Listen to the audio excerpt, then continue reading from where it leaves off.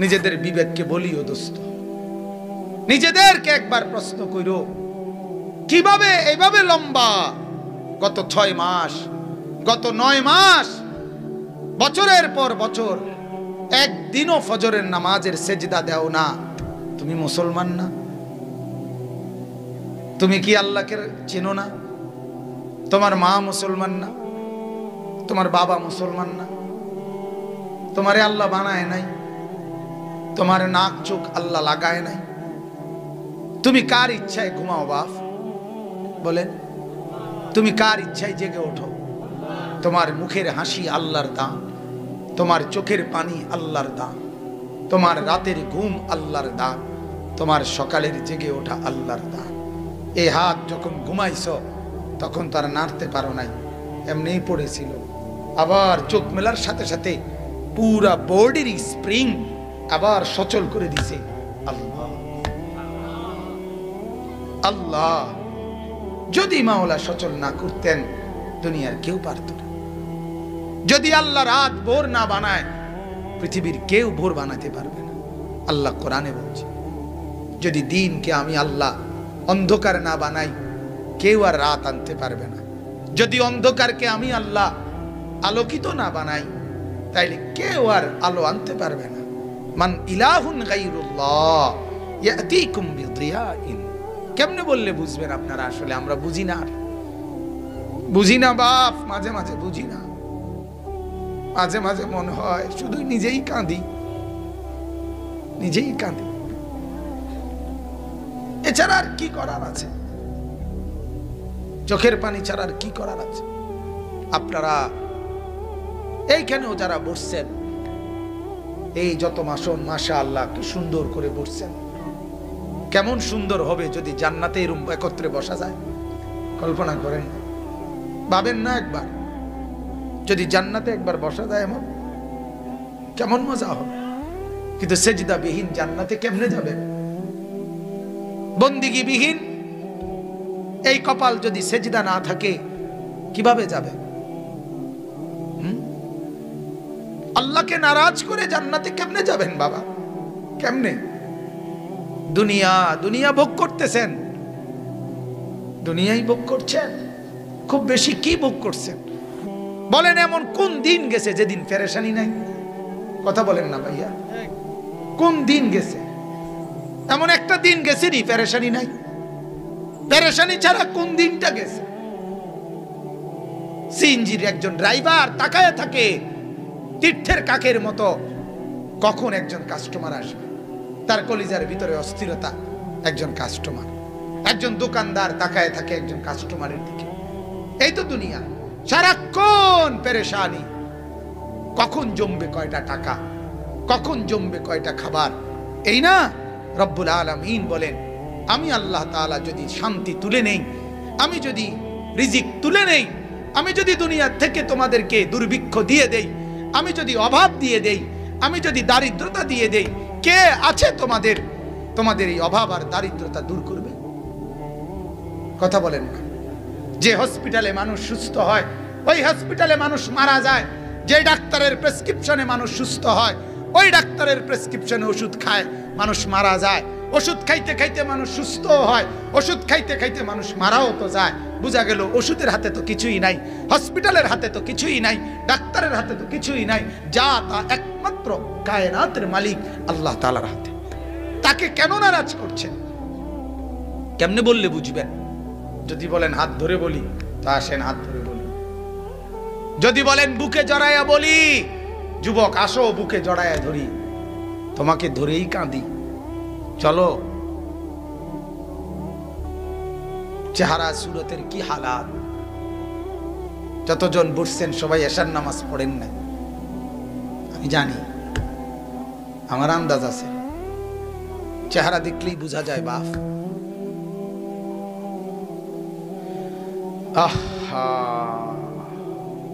কিভাবে ভুলে গেলেন আল্লাহকে? কেন এভাবে নারাজ করছেন আল্লাহকে?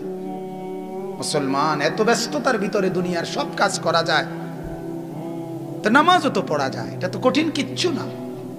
আলগা কোনো বোঝা না, সিমেন্টের বস্তা আলগি দেওয়া না, হ্যাঁ, এটা কি একটা গাজী টাঙ্কি কান্দেল কি? এটা কঠিন কি জিনিস এটা? চলেন আল্লাহ আমাদেরকে বুঝ দান করেন। যাদের বুঝ আছে তারা কাঁদেন, তারা চোখের পানি ফেলিয়েন, বাকিদের হেদায়েত তাইলে ভালো হবে। এই মুরব্বী কিছু আছেন তো ফাঁকে ফাঁকে, চেহারা দেখলেই বোঝা যায় নামাজি, যুবকও কিছু আছেন নামাজি, আপনারা কাঁদেন মাঝে মাঝে 1-2 ফোঁটা চোখের পানি ফেলিয়ে। চোখের পানির বড় দাম। আল্লাহকে চোখের পানি ফেলে বলবেন, আল্লাহ আমার জাতিকে বাঁচান, আমার কওমকে বাঁচান, যুবকদেরকে বাঁচান, মা মেয়েদেরকে বেপরদিগি থেকে বাঁচান। বলেন আমিন।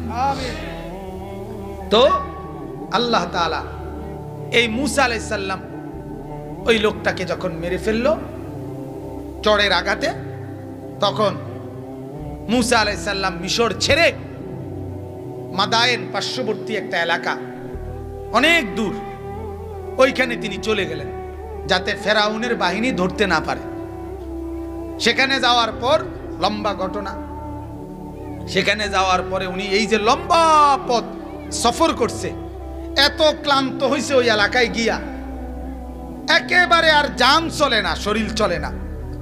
ওইখানে গিয়ে তিনি একটা কূপ, যেখানে ওই এলাকার মানুষ তাদের উট বকরি এগুলারে পানি খাওয়াইতেছে, এই কূপের পারে গিয়া পাশে গিয়া দাঁড়াইছে। দাঁড়াইয়া এবার অপেক্ষা করে জিরাইতে আছে, মানে বিশ্রাম করতেছে দাঁড়ায় দাঁড়াইয়া, আর পাও চলে না, ক্লান্তিতে আর জান চলে না। তখন দেখছে একটু দূরে 2টা বোন, 2 মেয়ে, তারা দাঁড়াইয়া রয়েছে একলা, তাদের বকরিগুলোকে রশি ধইরা তারা দাঁড়াইয়া আছে। মূসা আলাইহিস সালাম অনেকক্ষণ খেয়াল করছে, এই বোন এই 2 মেয়ে তো আলাদা একলা, আর সব পুরুষরা উটের বকরির পানি খাওয়াইতেছে, এরা নিশ্চয়ই যাইতে পারতেছে না এগো কারণে। তখন উনি তাদের কাছে গিয়ে বললেন, কি অবস্থা তোমাদের? তো বলছে, আমাদের আব্বা বৃদ্ধ, এই জন্য আমাদের আর ভাই নাই, আমরাই নিরুপায় হইয়া আসছি বকরির দুধ আরে পানি পান করাইতে, কিন্তু ওরা সব গিয়ে সারলে এরপরে আমরা একাকী পান করাবো। মূসা আলাইহিস সালাম একেবারে দুর্বল, লম্বা পথ সফর করে আসছে, এরপরেও নিজেই ওই লোকদেরকে সরাইয়া একাই, যেটা তাফসীরের মধ্যে আছে, তারা 30-40 জন পাথরের যেই বালতি, মানে যেটা দিয়ে পানি উঠায় কূপের তল থেকে, আলগাইতে পারে না, মূসা নবীরা একাই পানি সহ আলগি দিয়া ওই অগর বকরি এগুলারে সবদের পানি খাওয়াই দিছে, দিয়া অগ হাতে দিয়া দিছে, দিয়া এইবার একবারে বল ফিরে গেছে, শেষ, মানে যে দূর আসিল শেষ, এবারে বৈশাই গেছে। তো কোরআনে আছে উনি বসে গিয়ে এবার আল্লাহকে হাত তুলে বলছে, রব্বি ইন্নী লিমা আনজালতা ইলাইয়া মিন খাইরিন ফাকির।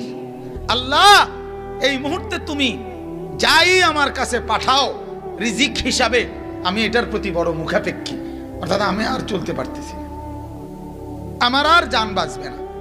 এ কথা কয়ে বসছে। বোনেরা গেছে, ওই 2 মেয়ে, তাদের বাবাও ছিলেন নবী হযরত শুআয়ব আলাইহিস সালাম। শুআয়ব আলাইহিস সালামের কাছে গিয়ে বোনেরা 2 জন বলছে, আব্বা এইভাবে এক যুবক আমাদের বকরিকে পানি পান করায় দিছে, উনি এক বোনকে পাঠাইছে, যাও তাকে নিয়ে আসো, তাকে উজরত পারিশ্রমিক দেব। এই খানার ব্যবস্থা হয়েছে। ওই বোন আইসা ডেকে নিয়ে গেছে, উনি সেখানে গেছেন, ওনাকে দেখে শুআয়ব আলাইহিস সালামের খুব পছন্দ হয়েছে এবং পুরা ঘটনা শুনছে কি হয়েছে। তখন শুআয়ব আলাইহিস সালাম তখন তাকে বললেন যে, তুমি আমার বাড়িতে আমার বকরিগুলো চড়াইবা, এই কাজ করবা 8 বছর কিংবা 10 বছর, তোমার যেটা ইচ্ছা, 8 বছর কিংবা 10 বছর, যেটাই তোমার ভাল লাগে, যেই মেয়াদ তুমি বকরি চড়াইবা, বিনিময়ে আমি তোমাকে বকরির এক পাল, মানে অনেক বকরি, এটাও দেব, তোমার এলাকায় যাওয়ার সুযোগও তোমাকে দেব, আমার একটা কন্যাও তোমার কাছে বিয়ে দেব। হযরত মূসা আলাইহিস সালাম একটানা 10 বছর এই শুআয়ব আলাইহিস সালামের বকরি চড়াইছেন এবং 10 বছর পরে ওনার স্ত্রী, মানে শুআয়ব আলাইহিস সালামের মেয়ে, তাকে নিয়ে বকরির পাল নিয়ে রওনা দিছেন এই নিজের এলাকার দিকে। মিশরে আবার ফেরত আসতেছেন। এই আসার পথে ওনার স্ত্রী সন্তান সম্ভবা গর্ভবতী ছিল, প্রচন্ড ঠান্ডা মৌসুম ছিল এবং শত্রুর ভয়ে স্বাভাবিক রাস্তা দিয়ে উনি না এসে ঘুরা পথ দিয়া অচেনা পথ দিয়া যাচ্ছিল। এই অবস্থায় উনি রাত্রি অন্ধকার, চতুর্দিকে অন্ধকার, কনকনে ঠান্ডা, পায়ের নিচের মধ্যে বরফ এর চাকা পড়ে গেছে। এই অবস্থাতে ঠান্ডা শীতে একদিকে কাইত, আবার অন্ধকার, আবার রাস্তা হারায় ফেলছে, মানে এখন কোন দিকে যাইব আর কইতে পারতেছেন। এই সময়ে উনি হঠাৎ করে দেখলেন সামনে একটা পাহাড়, পাহাড়ের পাশ থেকে উনি তাকাইয়া দেখলেন পাহাড়ের একটা টিলাতে, মানে একটু উঁচু জায়গাতে একটা গাছের মধ্যে আগুন জ্বলতেছে।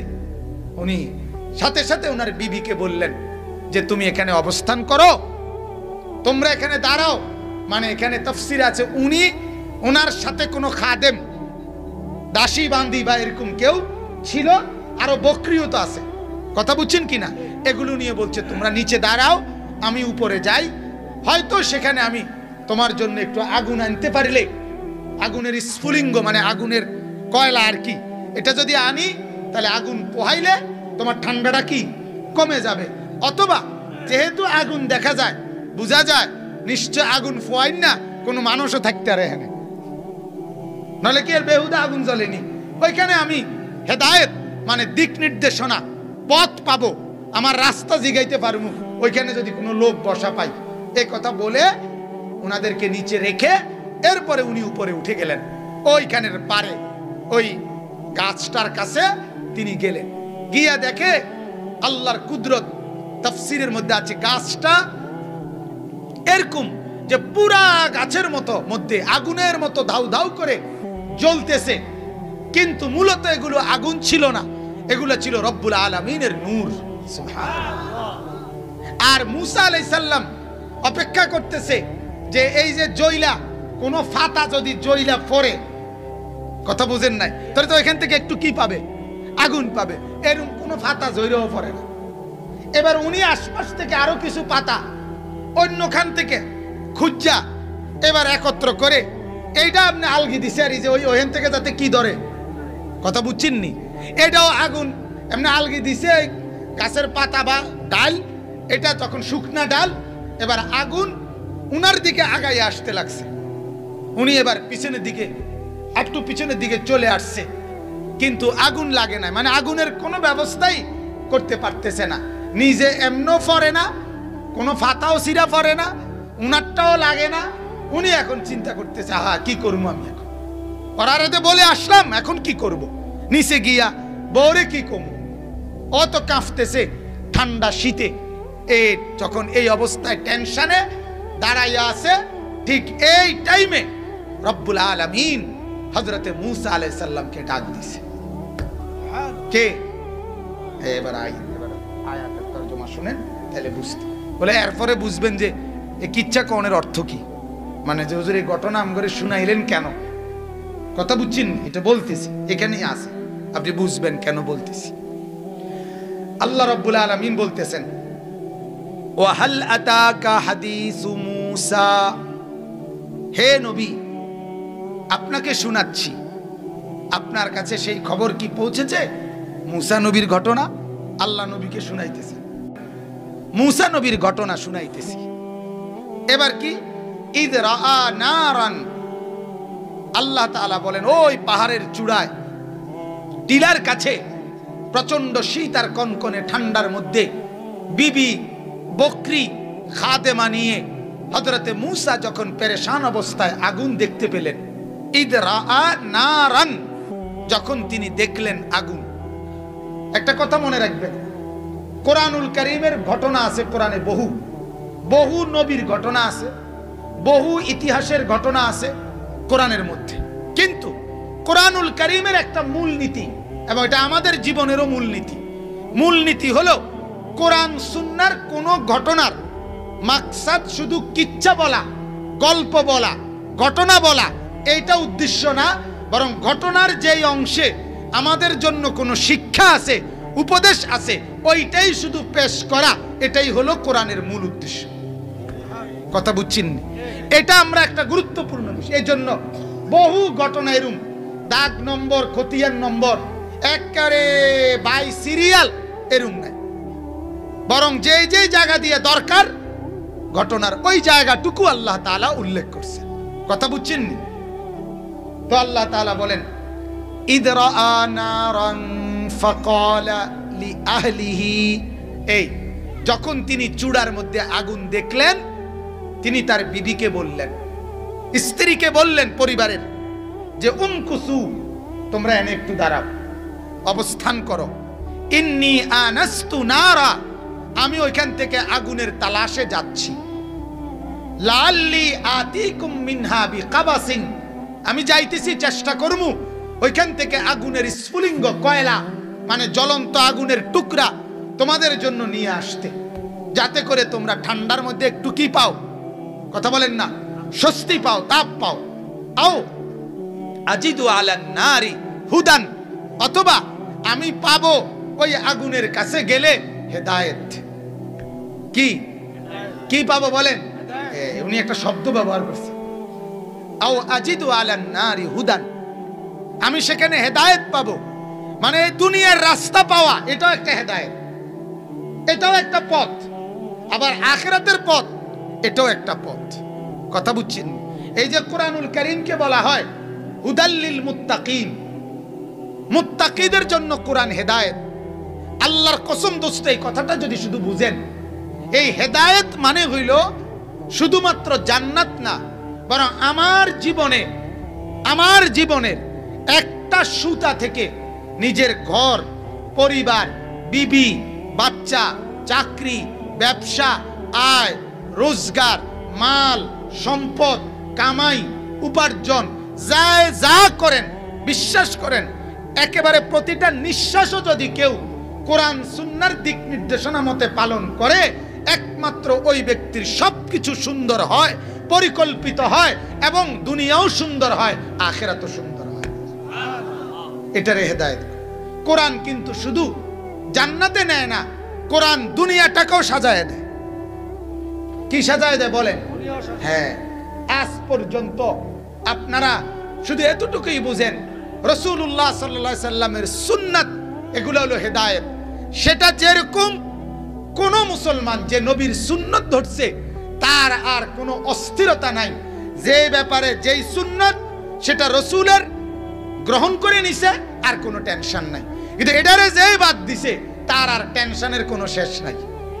আমি এই জন্য নিয়মিত বলি, আমরা প্রাইমারি স্কুল পাস করার পর এই চুল চতুর্দিক থেকে সমান কইরা রাখা, এটা শিখছি মাদ্রাসায় ঢুকার পর। আজ বয়স 40 শেষ হইয়া 41 রানিং। কথা বুঝছেন? 40 শেষের পথে। তাইলে প্রাইমারি যদি পাস করে থাকি 10 বছর বয়সে, তাইলে 30 বছর, 10 থেকে 40 কত হইল? আজ 30 বছরে আর কোনোদিন একটা বারের জন্য ভাবতে হয় নাই যে চুলের আর কোনো ডক লইতাম নি। কথা বুঝেন নাই আপনি? আর কোনো মডেল লং যায়নি, আর লাগছে না। আমার আর চুল নিয়ে কোনো টেনশন নাই। আজ 30 বছর, আল্লাহ যদি আগামী 300 বছর হায়াত দেয়, তাইলেও কোনো টেনশন নাই। কথা বুঝছেন নি আপনি? সুন্নতের বরকত এটা, সুন্নতের বরকত এটা। পাঞ্জাবি গায়ে দেওয়া শিখাই দিছে মাদ্রাসায় ঢুকার পর। আজ 30 বছরে আর অন্য কোনো জামা গায়ে দেওয়ার দরকার হয় নাই। আজ 30 বছরে যেদিন থেকে দাড়ি উঠছে, দাড়ির তালে দাড়ি উঠছে, এটা বড় হইছে, এন্দিয়া নাইকা, এন্দিয়া কা, এত কথার চিন্তাও করছি না। রাসূলের সুন্নাত, আল্লাহর হুকুম পালন করতে থাকছি, এই নিয়ে আর কোনো টেনশন করতে হয় নাই। আমার বন্ধু, আল্লাহর কসম এটাই বুঝাই, সুন্নতবিহীন জিন্দেগিতে কোনো স্বস্তি, তৃপ্তি, শান্তি, প্রশান্তি আসে না, আসে না, আসে না। আমার দাদি, আমার নানি, এরা দুইজন মুরব্বী। আমার মা, আমার চাচি, এরা দুইজন মুরব্বী। আমার বিবি, আমার মেয়ে, এরা আমার তৃতীয় জেনারেশন। আমার দাদি নানিরও দেখছি কালো বোরকা, আমার মা চাষিরও দেখছি কালো বোরকা, আমার বিবি আর আমার মেয়েও পরে কালো বোরকা। না আমার দাদির কোনো অসুবিধা, না আমার মা চাষির কোনো অসুবিধা, না আমার বিবি বাচ্চার কোনো অসুবিধা, কারো কোনো টেনশন নাই। কিন্তু রঙ্গিলা বেডির টেনশনের কোনো শেষ নাই। বেডি একবার লাল, একবার নীল, একবার কমলা, একবার বেগুনি, একবার টিয়া, একবার আকাশি, একবার ডিপ কালার, একবার লাইট কালার। তুই বেডি এত রঙ করো কা? আল্লাহকে নারাজ করছো যে, এই জন্য আল্লাহ আর শান্তি দিল না। আর কি খোদাই আর কি দিল না বলেন না? আর শান্তি দিল না, আর শান্তি দিল না। কথা বুঝছে? 1 ঘন্টা লাগাইয়া পাউডার ডলবার পরেও বেডির এবড়িতে বেডির ভালো লাগে না। আরো পাউডার আরো লাগায়, আরো লাগায়। বেড়া ডাইক শিক্ষার্থী আছে, বেড়া আগো সিএনজি সাইরেল জায়গাতে আছে। তো তে বেড়ারে দাঁড় করে রাখছি 20টা মিনিট ধরে। তারে কইছি লক লক যাইব, বেডি রেডি। তুমি যে এই বেডি ভিতর থেকে রেডি হয়, তোর বাপের ক গিয়ে রেডি হইতে আছে। এবড়ি রেডি হয়, রেডি হয়। কথা বলেন না কেন? রেডি হয়, শুধু রেডি হয়। বদনা 1 জোড়া কিনবো,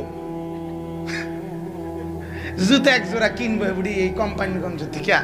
ইডার লাগিয়ে এবড়ি রেডি হইতে আছে 1 ঘন্টা ধরে। কারে দেখাইতে রেডি হয়? কি দেখায়? কি তো পাউডার রেডি দেয়, আবার নিজে দুইয়ালায় কদ্দুর পরে। আল্লাহ আমাদেরকে মাফ করে দেন। যুবক তুমি বলো, তোমার মাথার চুল এই পর্যন্ত তুমি কয়টা ডকে কাটছো? তুমি বলো। স্বস্তি তুমি পাইছো কিনা তুমি বলো। তোমরা যুবকরা বলো, তোমরা নিশ্চিন্তে তৃপ্তি তো পাইলা না, তুমি তো তৃপ্ত না, তাইলে মানুষে তোমারে দেখে খুশি হবে কেমনে? তুমি নিজেই তো খুশি না, তোমার কাটিং এর উপরে তুমি তো খুশি না।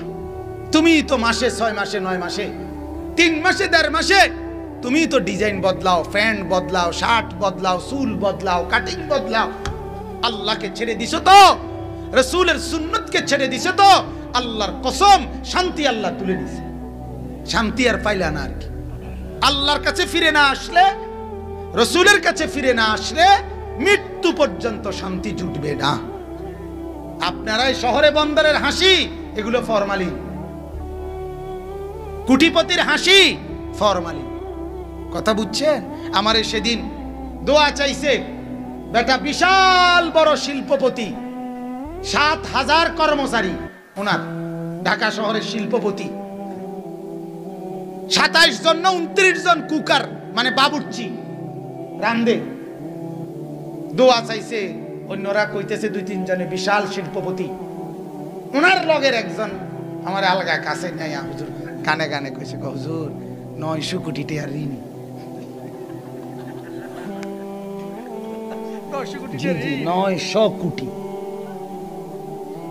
900 কোটি টাকার ঋণী। তুই বড় লোক। কথা বলেন না কেন? এটা বড় লোক। তাহলে এই হাসি ফরমালিন না? কথা বলেন না কেন? এই হাসি তো কিস্তিওয়ালা হাসি। কথা বলেন? তার হাসি তো লোনের হাসি। হাসি এটি লোনে লইছে। কথা বলেন?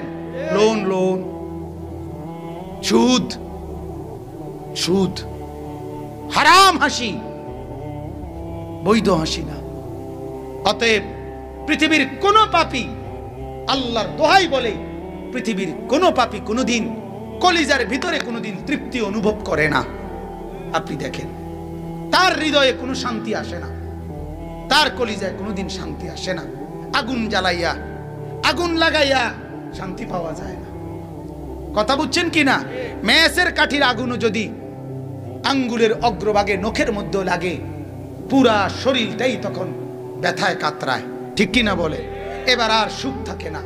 প্রতিটা গুনাহ, প্রতিটা গুনাহ, প্রতিটা গুনাহ আগুন, আগুন, আগুন, আগুন। বিশ্বাস করো নওজোয়ান, তাহলে আগুন লাগাইয়া সুখ পাওয়া যায় না।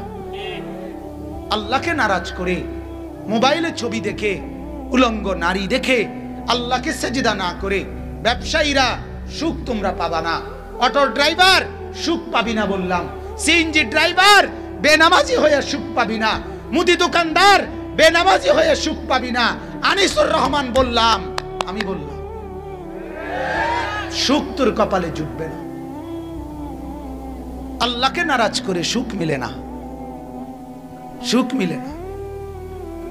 নেককার বউ পাইতা না, বেড়িও ধোকা দিব, তুমিও ধোকা দিবা। তুমি ফাঁকি দিবা বেড়ি রে, বেড়ি ফাঁকি দিব তোমারে, বুঝো নাই? তুমি চাইবা আরেক বেড়ি, বেড়ি চাইবা আরেক বেড়া। বাবা চলো চলো, ধোকা ধোকা ধোকা। এটা যে কন্যা তোমার সাথে প্রেম করে সেই তো অবৈধ, তাইলে সে তোমাকে বৈধ আনন্দ কিভাবে দিবে? কথা বলেন না কেন? কথা বলেন। পেশাবের উপরে দাঁড়াইয়া, পেশাবের স্তূপের উপরে দাঁড়াইয়া দুধ ঢাললে কি আর পবিত্র হয়? কথা বলেন না কেন? হ্যাঁ, পায়খানার ডিপুর উপরে দাঁড়াইয়া এরপরে মাথার উপরে পানি ঢাললে পাক হয়? তাইলে পার্কের মধ্যে একত্রে বইয়া ভালোবাসা পবিত্র, তোমার আমার প্রেম সত্য, আকাশ সাক্ষী, জমিন সাক্ষী, কাউয়া সাক্ষী, কুত্তা সাক্ষী, বিলাই সাক্ষী, ভালোবাসা পবিত্র। ভালোবাসা এমন, ভালোবাসার কপালে জুতার বাড়ি, জুতার বাড়ি। অপবিত্র, এগুলা অপবিত্র। এটা পবিত্র ভালোবাসা না, কাউয়া মার্কা ভালোবাসা। কি ভালোবাসা? কাউয়া। বলেন নাউজুবিল্লাহ। আও আজিদু আলান নারি হুদান। মূসা আলাইহিস সালাম বললেন, বিবিকে তুমি অপেক্ষা করো, হতে পারে আমি তোমার জন্য আগুনের স্ফুলিঙ্গ নেব, অথবা আমি ওইখানে গেলে পথ পাবো। কি পাবো বলেন? পথের সন্ধান পাবো। এবার আল্লাহ বলেন, ফালাম্মা আতাহা নুদিয়া ইয়া মূসা। রব্বুল আলামিন বলেন, এই কথা বলে মূসা নবী যখন উপরে উঠে আসলো, আল্লাহ তাআলা তখন তাকে ডাক দিল, ইয়া মূসা, হে মূসা। এই কথা বলে কে ডাক দিল? আল্লাহ। আল্লাহ বলেন, ইন্নী আনা রব্বুক। আল্লাহ ডাক দিয়ে বললেন, মূসা, আমি তোমার রব, আমি তোমার লালনকারী পালনকারী মাওলা। বলেন আলহামদুলিল্লাহ। ফাখলানা আলাইক। আল্লাহ বলেন, মূসা পায়ের জুতা খোলো, আদবের সাথে বসে পড়ো। সুবহানাল্লাহ। আশ্চর্য কথা হইল বন্ধু, মূসা নবী আপনারাই মাত্র শুনছেন, শীতের রাত, কনকনে ঠান্ডা, কুয়াশা, ঠিক কিনা বলেন? নিচের জমিন বরফের মতো, তাও কদ্দুর এক জোড়া জুতা ছিল। আল্লাহ বললেন, এটাও খুলে ফেলো। এবার তাইলে নিচের থেকে গরম লাগবে, হ্যাঁ, ঠান্ডা আরো বেশি লাগবে। কিন্তু রব্বুল আলামিন বলেন, যদি ঠান্ডাও লাগে তারপরও এটা শুনে নাও, আমি মাওলার কথা শুনলে জুতা পাও দিয়ে শোনাটা আদব না। আল্লাহর কথা শুনতে হয় বসে, আল্লাহর কথা শুনতে হয় জুতা খুলে, আল্লাহর কথা শুনতে হয় আদবের সাথে। সুবহানাল্লাহ। এজন্য আমি বলি বন্ধু, বুটও খাইবা, ওয়াজও শুনবা। বুট খানা হইতে পারে, ওয়াজের লাভ হইতো না। বনও খাইবা, বিড়িও খাইবা, চাও খাইবা, আলু চপও খাইবা, পেঁয়াজও খাইবা, এগুলা খানা হবে, তো ওয়াজের লাভ হবে না। আল্লাহর কথা শুনবার জন্য দিল লাগবে, জবান লাগবে, কান লাগবে, মহব্বত লাগবে, আদব লাগবে, ভদ্রতা লাগবে। যেই আদবের সাথে 6 বছরের বাচ্চা মক্তবে কোরআন শরীফ কায়দা নিয়া জুতা বাইরে রাইখা মসজিদের ইমাম সাহেবের সামনে বসে গেছে, 6 বছরের মাওলা বাচ্চাকে দেখছে, মাওলা বলে, আদবের সাথে আসলি যা, আমার পুরা কোরআন আগামী 4 বছরের ভিতরে তোর সিনায় দিয়ে দেব। হাফেজে কোরআন হইয়া বাইত ফাটাই দিব। যা, ডেইলি আসিস, ঠিক মতো পড়িস। আল্লাহ আকবার। আদব চাই, আদব চাই, আদব চাই। বহুত জনের তো ফ্যানওয়ালা না, কথা বুঝছেন না? নামাজ পড়তেন না জিঙ্গেলে, না হুজুর পড়লাম হইলে একটু সমস্যা। সমস্যা কি? আপনি গোড়া উঠছি কোনো? না গোড়া না। লজ্জা থাকা দরকার বেটা। তোমরা যারা পেশাব করে পানি লাও না মুসলমান, ওই 2 বছরের বাচ্চা 6 বছরের বাচ্চার থেকে শিক্ষা নাও বেটা, লজ্জা থাকা দরকার।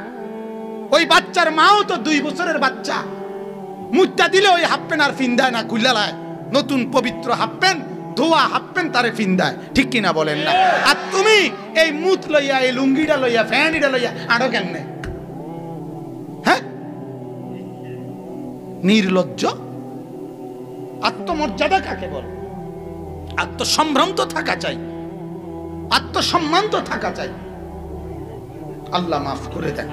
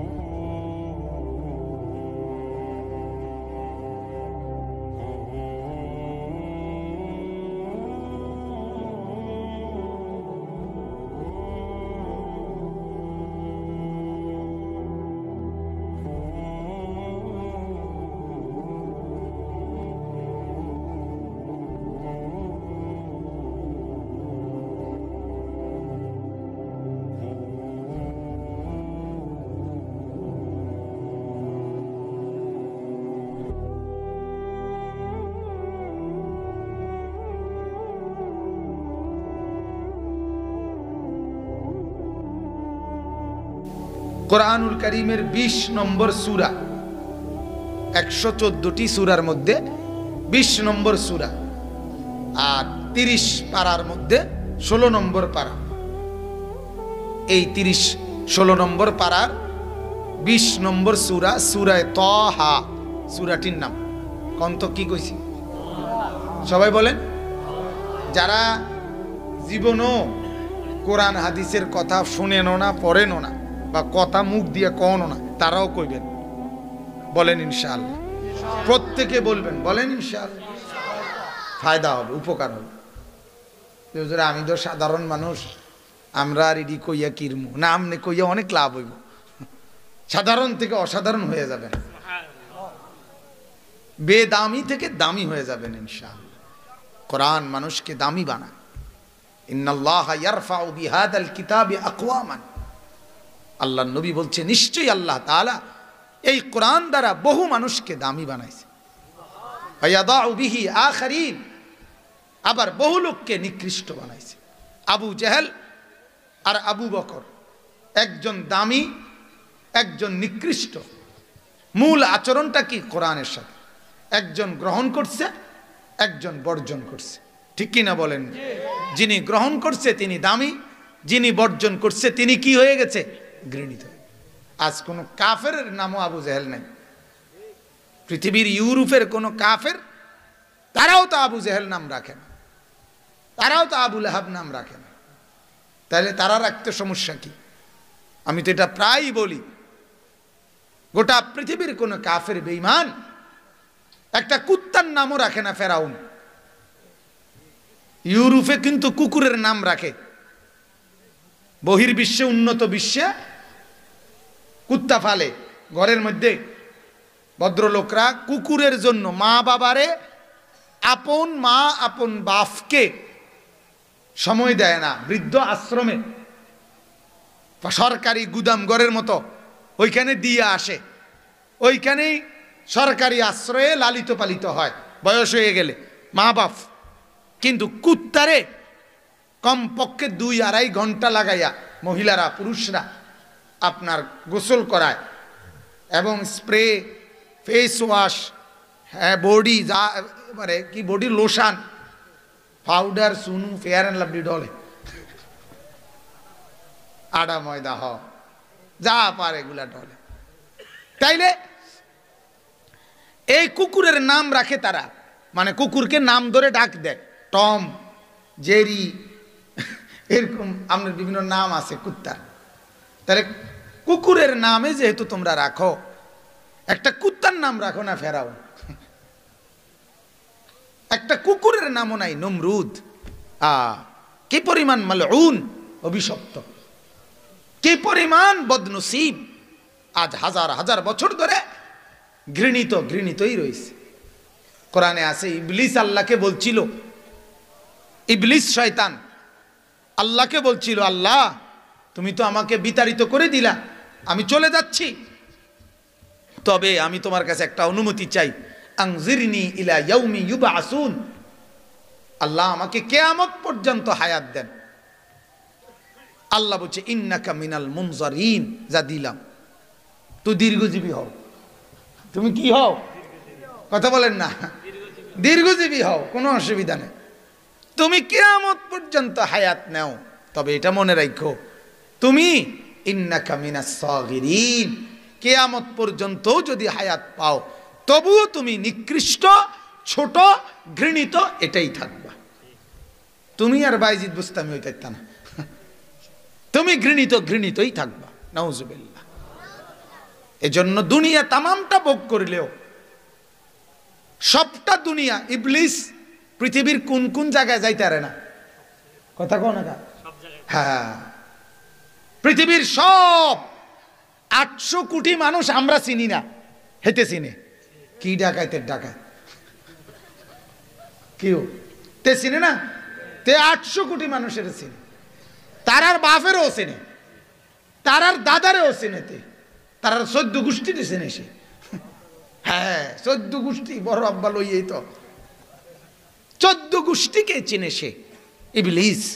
তাইলে তার জানাশোনা কত বেশি, পৃথিবীর কোথায় কি আছে সব সে জানে, মাটির তলে উপরে সব কিছু জানার পরেও, এত দীর্ঘ হায়াত পাওয়ার পরেও তারে আজও পৃথিবীবাসী শয়তানি বলে।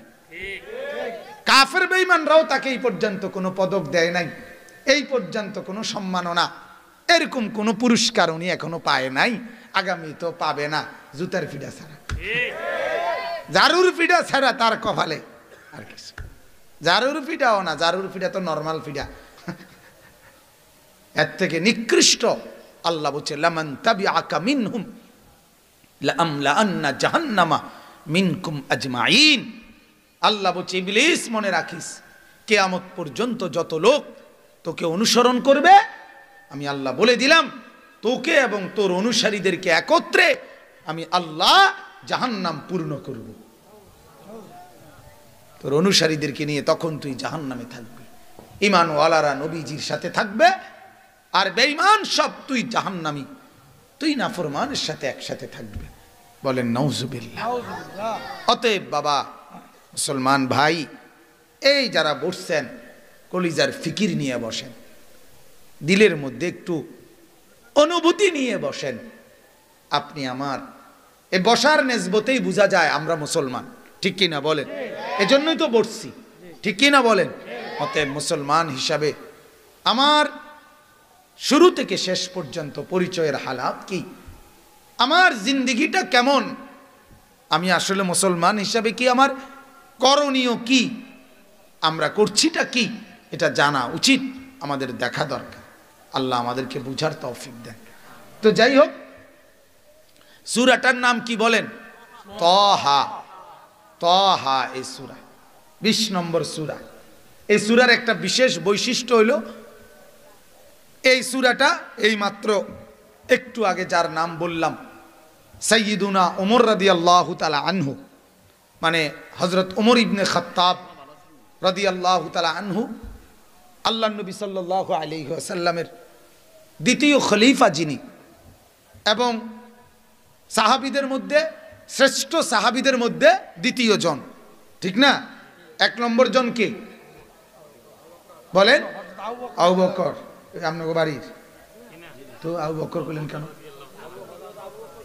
হযরত আবু বকর সিদ্দিক রাদিয়াল্লাহু তাআলা আনহু, কমপক্ষে আবু বকর রাদিয়াল্লাহু তাআলা, সাহাবায়ে কেরামের নামের আজমত অনেক বেশি, অনেক বেশি।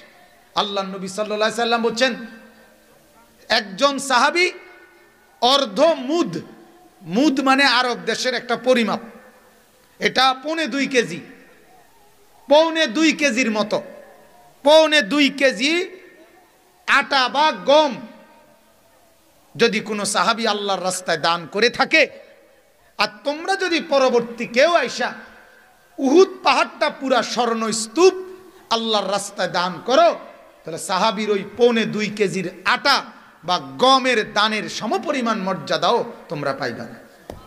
আল্লাহর নবী বলছে, কথা বুঝছেন নি? কথা এই পরিমাণ দাম সাহাবীদের। হযরত আব্দুল্লাহ ইবনে মুবারক রাহমাতুল্লাহি আলাইহি একজন বড় বুজুর্গ ছিলেন, মুহাদ্দিস আলেম। উনি বলছেন, নবীজির একজন সাহাবীর ঘোড়ার, উনি যে যুদ্ধ করছেন আল্লাহর পথে, যুদ্ধ করছেন যে ঘোড়াটা দিয়ে, এই ঘোড়ার নাকের ছিদ্রে যে বালুর কণা ঢুকছে, পরবর্তী পৃথিবীর সমস্ত নেককার, সমস্ত পীর বুজুর্গ আউলিয়া, গাউস কুতুব আলেম ওলামা দিনদার ফরহেজগার মুত্তাকি আবেদ জায়েদ সব এক পাল্লা, আর সাহাবীর নিজের না, ওনার ঘোড়ার নাকের ছিদ্রে যেই বালু ঢুকছে সে বালুর দাম বেশি। সাহাবীদের মর্যাদা, রাসূলুল্লাহ সাল্লাল্লাহু আলাইহি সাল্লামের সংস্পর্শপ্রাপ্ত সাহাবীরা।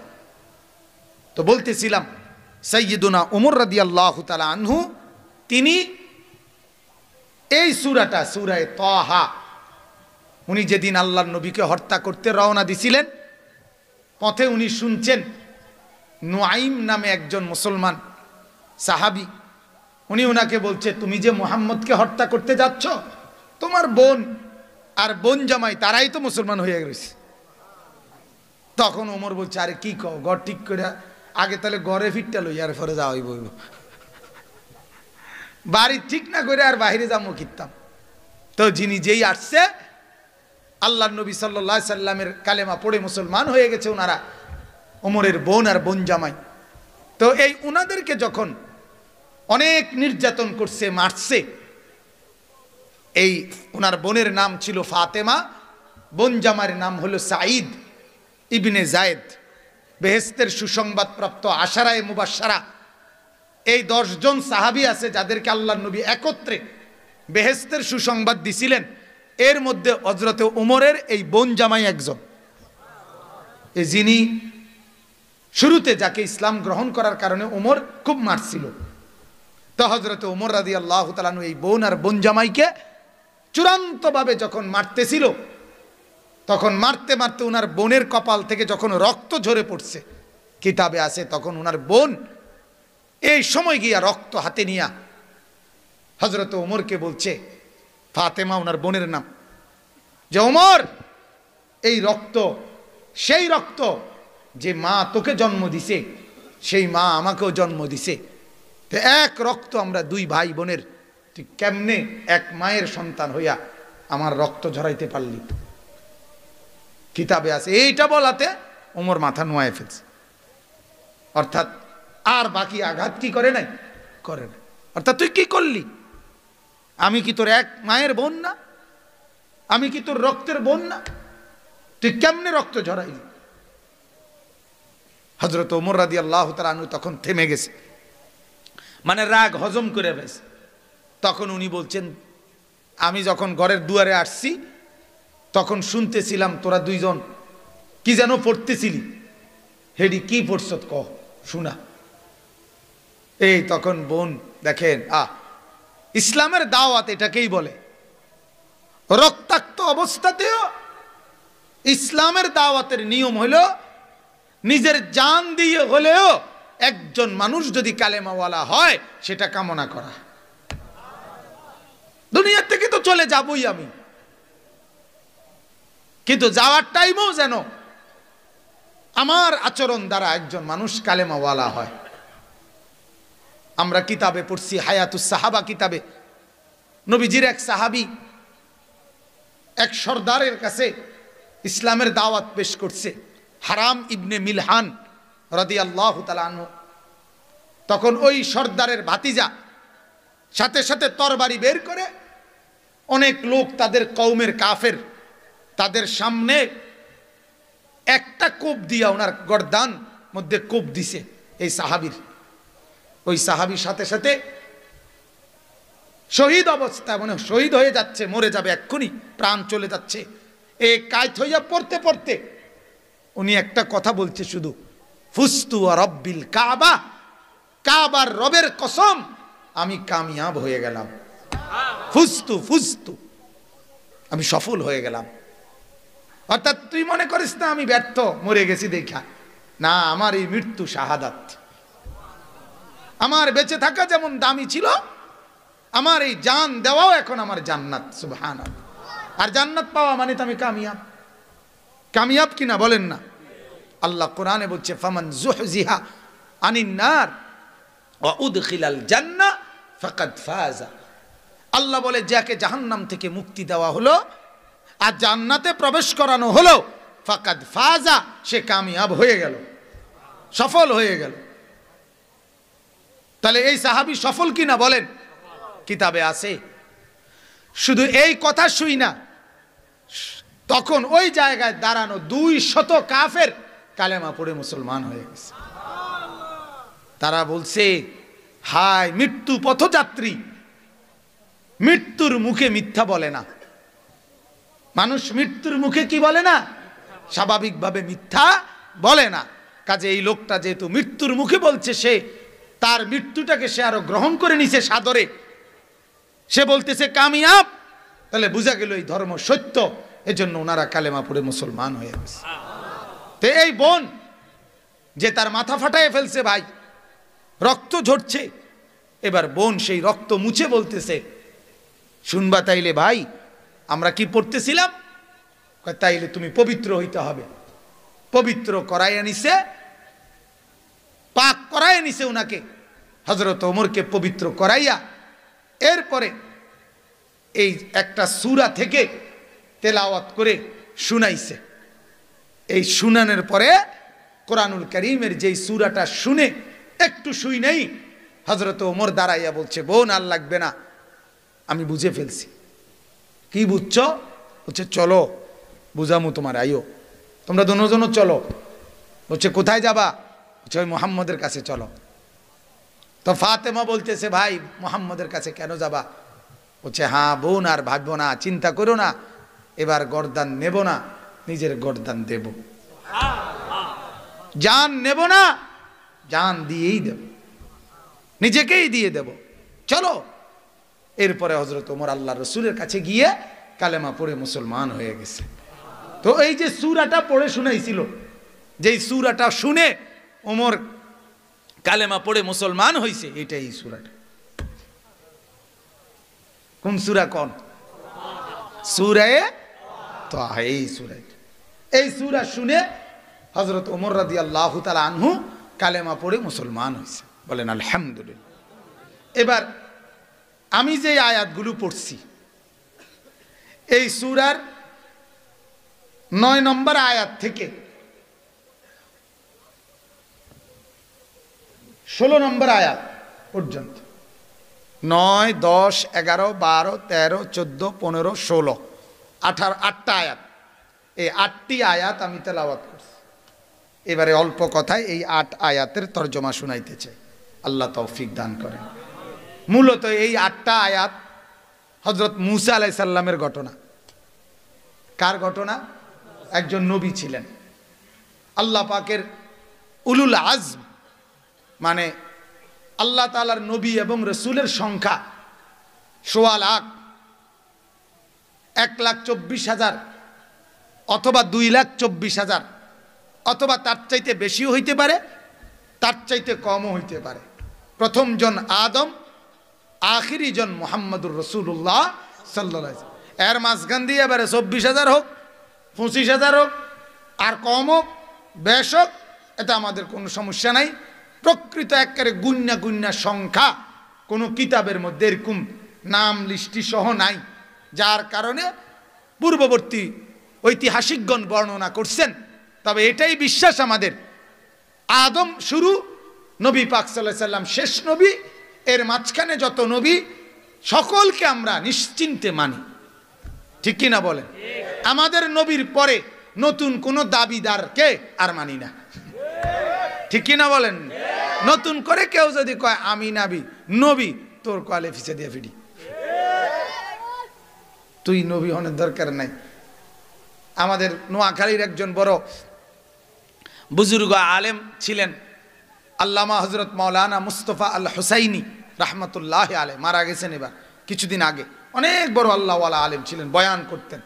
একবার বয়ানে বলছিলেন যে বাসের মধ্যে 2টা সিট, তো এক সিটে একজন বসছে আর এই সিটেও একজন বইছিল, মাওলানা হারুন এখানে বসছিল। তো এখন সিট নিয়ে বাইরে বাসের থেকে, বাস ছাড়বে হয়তো আরো 2-4 মিনিট, সে একটু নিচে গেছে। তো যাওয়ার সময় তার ব্যাগটা এখানে রাইখা আপনার বলে গেছে আমারে যে ভাই একটু খেয়াল রাখেন, মানে আমার সিট আর কি, এটা কথা বুঝছেন না? এখন যেই আসে এনে বইতে বুঝলা, সে কয় কি কয় লোক আছে, সে কি কয় কই লোক আছে, ব্যাগে না আছে, কথা বলেন না? অথবা হে কি কয়, কথা কোন বুঝছেন নি কথাটা?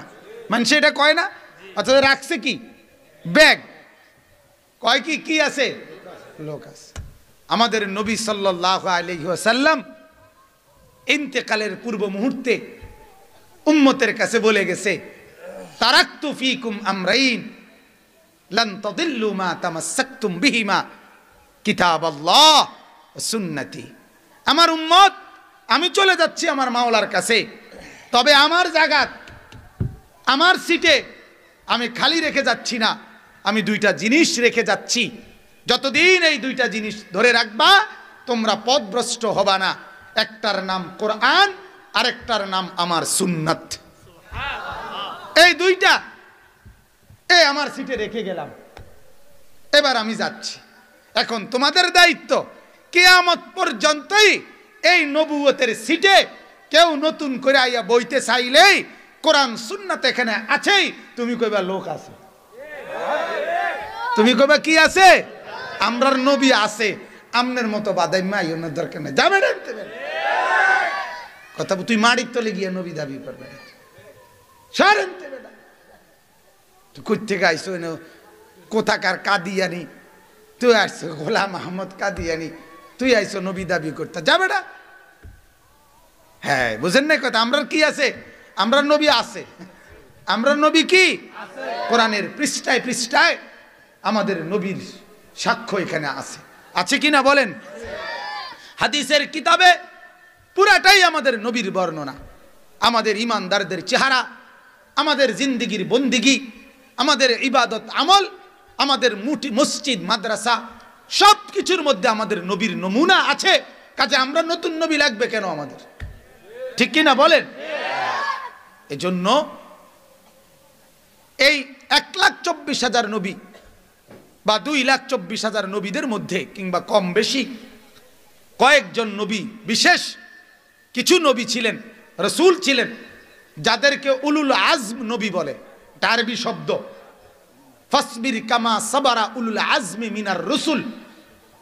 উলুল আজম মানে হইল সমস্ত নবীদের মধ্যে সবচেয়ে দৃঢ়চেতা, সবচেয়ে মজবুত এবং সবচেয়ে বেশি দাওয়াতের কাজে মেহনতওয়ালা এরকম কিছু বিশেষ নবী ছিলেন। তন্মধ্যে মূসা আলাইহিস সালাম একজন। তন্মধ্যে মূসা আলাইহিস সালাম কি, যিনি এত পরিমাণ দিগদারি, আমরা দেশে কয় দিগদারি মানে বিরক্তি, তার কওমের সহ্য করছে। অন্য কেউ হইলে কন্যাইয়া সিধা করে হইল,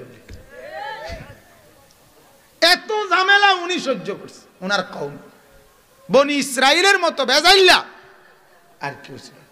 প্রত্যেক কথার মধ্যে এরা প্রশ্ন করত। একটা গাভী জবাই করতে বলছে একরে, কথা বুঝছেন, যার কাছে যেই গাভীটা আছে তুই এটা জবাই না করবি, এইটার প্রশ্ন করতে করতে করতে এটা বয়স কি হইব, এটা কালার কি হইব, এটা কি খেতে সরিন না না বাইত বান্ধুন না,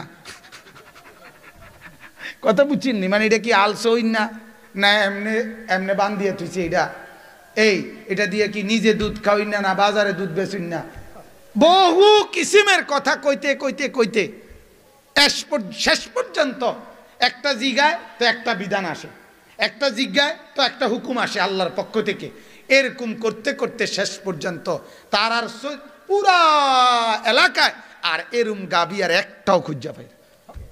এই হেগারা যেগুলা ফেঁসাইয়া বাইর করছে, এই সূরা বাকারা একটা সূরা আছে না, এই সূরা বাকারা, এই অর্থ হলো গাবি।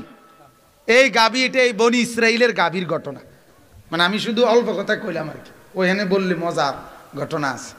তারার প্রশ্নের ছোটে অতিষ্ঠ করে লাইছে মানে মূসা আলাইহিস, কিন্তু উনি সহ্য করে গেছে, করে দাওয়াত দিয়ে গেছে, বারবার বলে গেছে, বারবার বলে গেছে, বারবার বলে গেছে।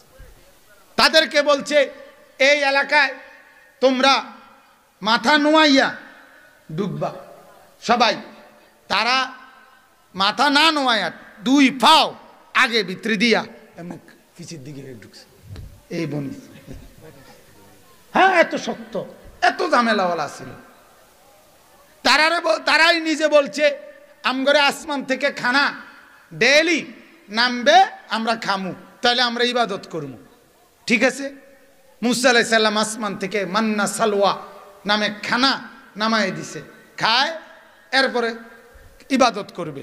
কিছুদিনের ব্যবধানে বলতেছে যে না, লান নাসবিরা আলা তাআমিন ওয়াহিদ, না না ডেইলি এক ওয়াদের খানা বুঝু ধরে না, এটা বদলাই দেন। দেখছেন নি এবারে এ হেরাই, মানে হেরাই ফুলার বাপ, হেরাই মাইয়ার বাপ। আমার এক ওস্তাদ ছিলেন, একবার ওই আমাদের এক ছাত্র ভাই রোমের মধ্যে দুষ্টামি করছি আমরা সবাই মাদ্রাসার জীবনে, তো হেঁটে গিয়ে বিচার দিয়ে আইছে। তো বিচার দিয়ে আসার পরে হুজুরের নিচের থেকে ব্যাত নিয়ে যখন রোমে আইছে, আইয়া জিজ্ঞাসা করছে আর যে কি হয়েছে ঘটনা হে কয় না হুজুর কিচ্ছু হয়েছে না, মানে মানে ওই আমরা মিল করে লাইছি আর কি নিজেরা নিজের। হুজুর আইবার আগে আগে সমাধান। তখন এই হুজুরে বলছিল তুই তো ফোলার বাপ, তুই তো মাইয়ের বাপ, বিচারও দিলি তুই, মানে আমি আইএসআর সিয়ার কস আর বিচার নাই। তো এই বনি ইসরাইল প্রত্যেক কথায় কথায়, প্রতিটা কথায় তারা প্রশ্ন করত। কিন্তু হযরতে মূসা আলাইহিস সালাম উলুল আজম ছিলেন, একেবারে দৃঢ়চেতা মজবুত ছিলেন, যার কারণে উনি ওনার দায়িত্ব পূর্ণ আদায় করেই আল্লাহর কাছে চলে গেছেন। সুবহানাল্লাহ। আল্লাহর পাক মূসা নবীর ঘটনা বিস্তারিতভাবে কোরআনের এই এক সূরা না, বহু সূরাতে আল্লাহ তাআলা মূসা আলাইহিস সালামের ঘটনা উল্লেখ করেছেন। এই কথাটা শুধু বোঝানোর জন্য, নবী আপনার উম্মত আপনাকে বহুমুখী কষ্ট দিবে, পেরেশানি দিবে, অস্থিরতা করবে, আপনিও উলুল আজম দৃঢ়চেতা নবীদের শ্রেষ্ঠ আপনি, কাজেই আপনিও তার চাইতে বেশি মজবুত থাকবেন। সুবহানাল্লাহ। এখান থেকে এটা শিক্ষা, এখান থেকে এটা বুঝ। আল্লাহর কথা যারা বলে, মসজিদের ইমাম, ওলামায়ে কেরাম এবং মুসল্লিদের মধ্যেও তাদের সবর সবচেয়ে বড় পুঁজি, আমাদের সবচেয়ে বড় খামখেয়ালি বাজান। অনেক ফ্যামিলিতে 2 4 5 বার 2 4 10 বার সন্তানকে, পরিবারের সদস্যদেরকে নামাজ রোজা ভালো হওয়ার কথা বলে এরপরে হাত পাও ছেড়ে দেয়, সিদ্ধান্ত দিয়া লাই হইতো না। হুজুর কইছি এই অজাতের দিয়ার কোনো লক্ষণ নাই, একেবারে অসিব্য ফিরে গেছে আমার লাগা, এই নিজে নিজেই ফয়সালা দিয়া নিজে নিজে। আর হইতো না হুজুর, আর মাদ্রাসাত পড়তো না, আর সে ভালো হইতো না। আশ্চর্য কথা, 950 বছর বলার পরেও নূহ আলাইহিস সালাম এই কথা বলে নাই যে আল্লাহ আমি আর পারতেছি না, বরং উনি কেবল বলছেই বলছে বলছেই বলছে বলছেই বলছে।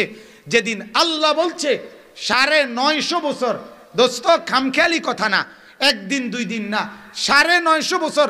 আমরা বাপ দাদা 14 গোষ্ঠীর হায়াত মিলাইলেও তো 950 বছর হইতো না। কথা বলেন না? 60 করে মিলান না, 70 করে মিলান না, কয়জনের বংশ মিলাইবে? তাইলে 950 বছর বলার পরও আফসুস করে নাই, অস্থিরতা দেখায় নাই, বলতেই থাকছে। আর আপনি 950 বার তো কইছেন না, কথা বলেন না, 950 বার বলছেন।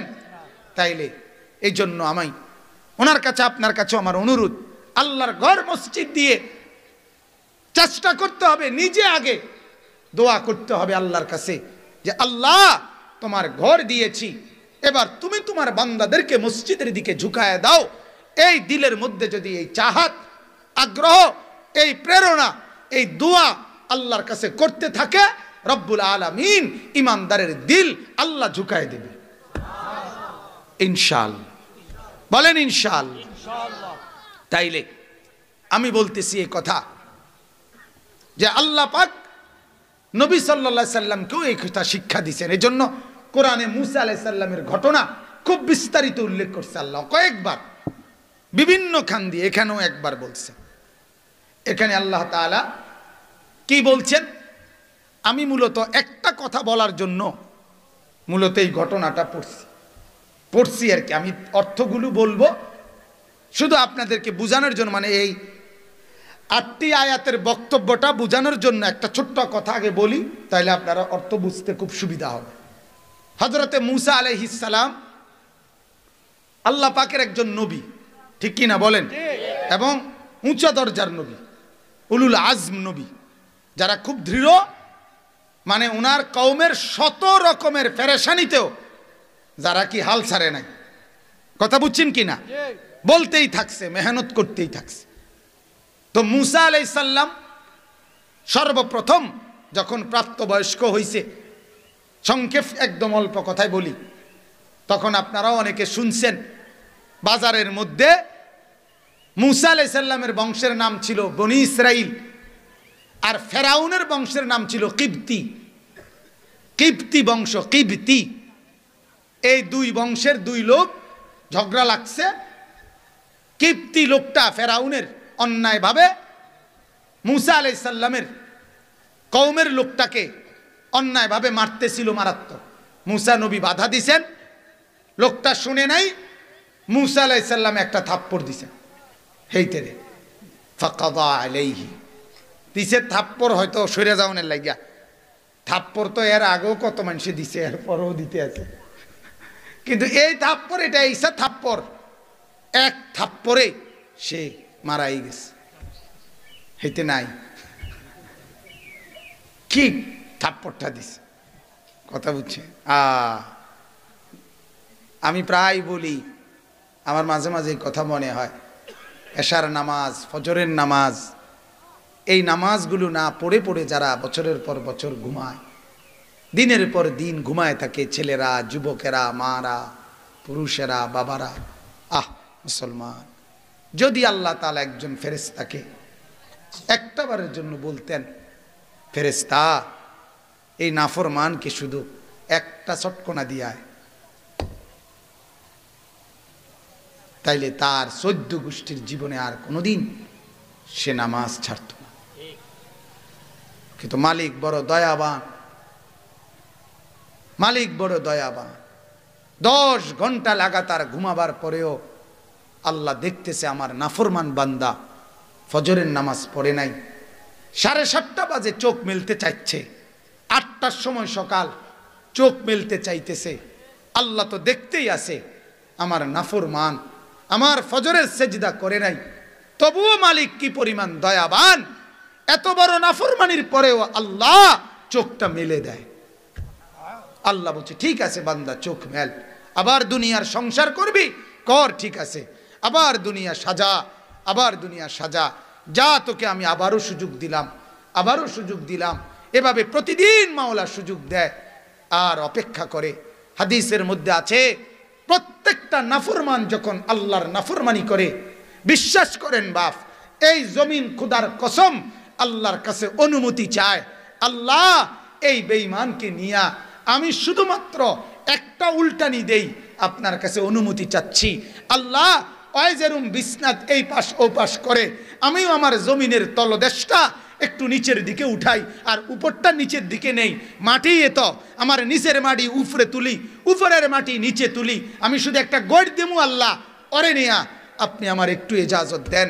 আল্লাহর কসম বাপ রব্বুল আলামিন তখন বলে না জমিন এমন করিস না, ও যে আমার হাতে বানানো বান্দা, ওর নাক আমি লাগাইছি, ওর চোখ আমি লাগাইছি, ওরে ঘুম আমি বাড়াইছি, ওর চোখ আমি বেলে দিয়েছি, রাত হয়েছে আমি ইন্তজাম করেছি, আমারই তো হাতে গড়া, দেখি না আমার বান্দা তওবা করে কিনা, ফিরে আসে কিনা,